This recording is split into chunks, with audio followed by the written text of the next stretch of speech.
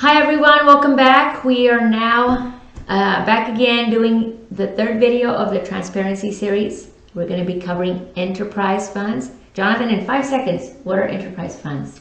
Enterprise funds are basically funds that are operated like they're little businesses. They're businesses that are associated with the city. Today is an important day, I think, because today we're taking off our taxpayer citizen hat and we're putting on our business owner hat, and we're going to be looking at things as if we were business owners and that these are our businesses as citizens. Right. And what do business owners like to make? Profit. Yes, they like profit. They like to make money. Why have a business if you can't make money from it, right? Yeah, I think so. Or at least keep it afloat. You want to at least break even so you can continue to do what you need to do. Right. So if you remember, this is a chart we looked at before. City of Brownsville residents at the top, Brownsville City Commission, General Fund, and then right below, right here, were the enterprise funds. There were five. There are five, and here they are. So we're going to get more into detail of these enterprise funds, so we won't review their names here, but these are the five that we're going to be talking about. If you remember, last time we spoke, we shared the mama pig, and we basically are now today going to be talking about the piglets, who are the enterprise funds. Yeah, the little guys, and there were five of them, right? That's right. Okay, let's see. Let's head on over to our bucket. Okay, thank you. I'm like, not technical. All right, so here's this bucket, and the bucket is where the money goes, right? And this is where the general fund money, or the money that we put in as taxpayers, goes into the bucket. And the bucket is there, or this general fund is there to fund a lot of things within the city, including perhaps helping out the enterprise funds. That's right. And here are four of them. Go ahead. Yeah, I was just going to say that there are five of the enterprise funds, and ultimately you want to, like we talked about just a second ago, that you'd like to have those that break even, but even better, maybe make some money. Of the five, though, you have four that currently represent leaks to the city, which means that they are potentially losing money.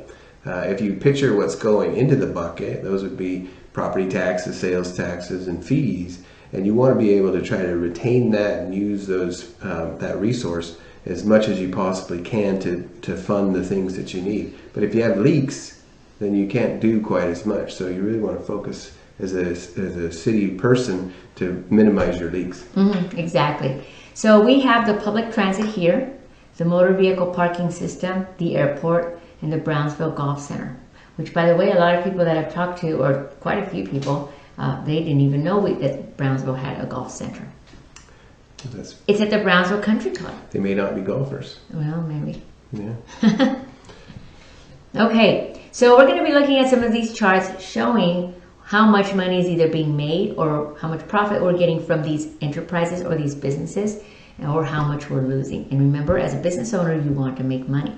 Okay, so the first one here is the Brownsville Golf Center Fund, and it's in the millions. Okay, since 2010 to 2019, how much has the Brownsville Golf Center made for us year to year, Jonathan? Well, on average, it seems to be losing a little bit of money, about $500,000 roughly per year, and over the 10-year period, it's lost about $5.5 million. That doesn't include any of the debt that was incurred to be able to construct things or anything like that.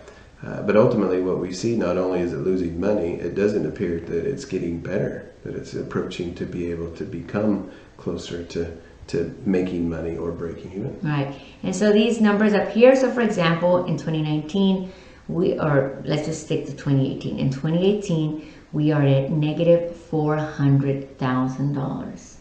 Before that, negative $600,000.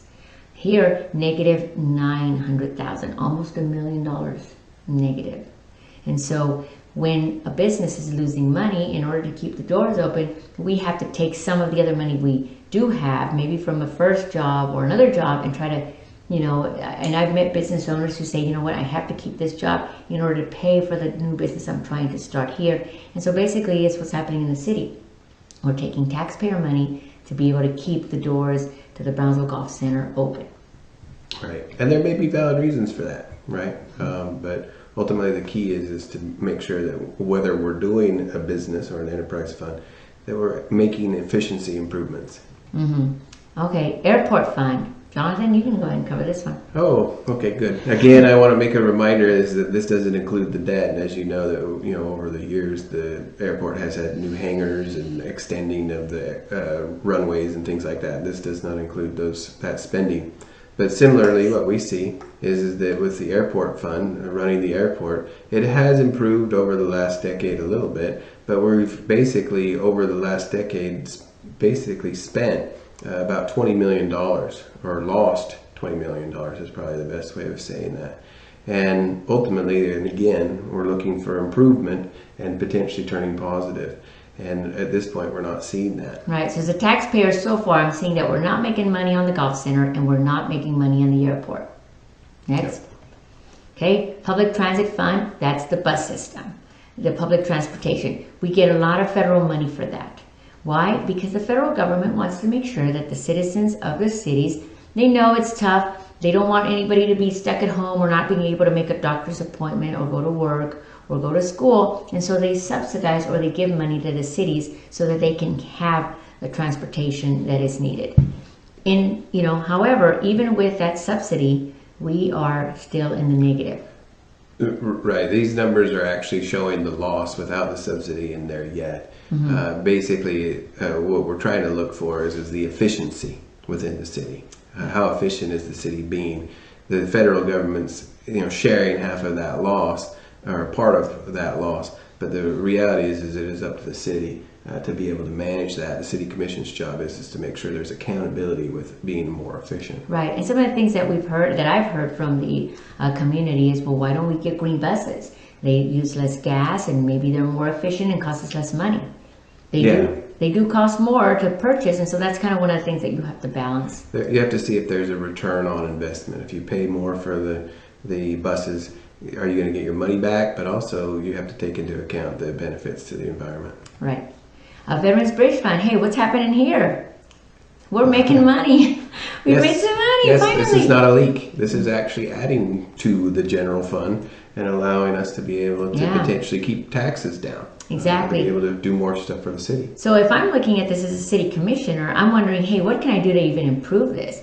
Maybe we can get traffic through the bridge through a lot faster so we can keep cranking cha-ching, as we're going through. So I say, hey, federal government, send us some more agents, open some, let's do something to try to keep this going. So luckily the Veterans Bridge Fund has made us $20.1 million in 10 years.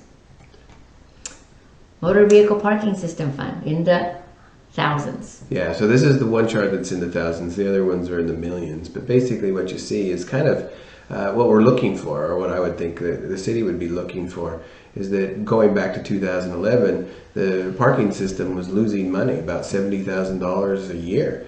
And they put what looks like effort to be able to turn that positive, and by 2016 it was actually a positive $61,000. But something's happened in the last couple of years where that's drifted down. They have a projection for 2019 that they're going to turn that back up to about 27. But ultimately, it's a better story than probably the others. The key thing that I like about it is that it's actually turned green, and that it has moved from being negative. So it shows an upward projection. Right. So people are paying for parking, and so that's a good thing. All right. So now overall, we took all of these enterprises, which were there 5 of them, and we put them together and averaged them out. If you own 5 businesses, maybe 5 tortillerias, or a tortilleria, a laundromat, and a nightclub, and a bar, or something else, you can compile and see, am I making money overall? And what's happening in the city of Brownsville is, are we making money overall?